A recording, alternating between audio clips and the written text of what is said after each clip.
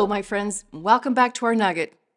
Today, our Bible character doesn't have a happy ending. As we know from Monday's lesson, both Abram and Lot were blessed with material wealth, so much so that they had to part ways.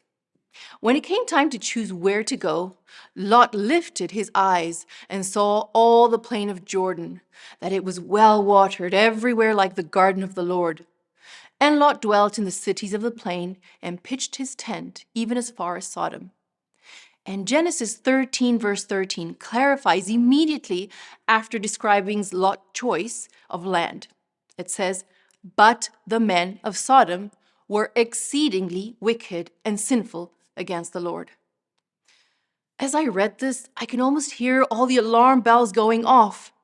There seem to be uncanny parallels with the story of Eve being tempted in the Garden of Eden.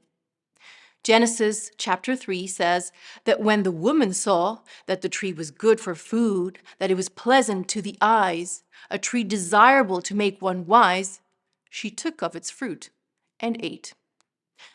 Both Lot and Eve started engaging in a dangerous process called rationalization. It basically means that psychologically a defense mechanism is activated in which people justify difficult or unacceptable feelings and thoughts with seemingly logical reasons and explanations. It's when we try to explain away something we know we shouldn't be doing, and it usually starts with something small and eventually turns into something big. Let's look at an example. When someone is caught stealing large amounts of money in their workplace, it usually starts off with small amounts, and the person justifies or rationalizes their action by thinking, "It's not going to hurt anyone," or "It was just a small amount and it's not like I'm a thief." Or sometimes they rationalize and say, "If I didn't get paid so little, I wouldn't have to take extra money to make ends meet." Now, another example is when people have affairs. No one wakes up one day and says, "Today I'm going to have an affair." No, it's a gradual process of multiple rationalizations that slowly chip away at our sense of what's right and wrong. And we end up doing and saying things we would have never imagined. Now, just a quick disclaimer here. Not all rationalizations are inherently wrong. So now let's go back to our friend Lot.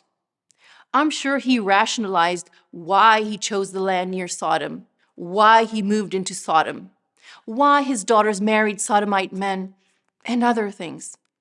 But it was one dangerous decision after the other which led him to lose absolutely all his earthly wealth, but more tragically, his heavenly treasure.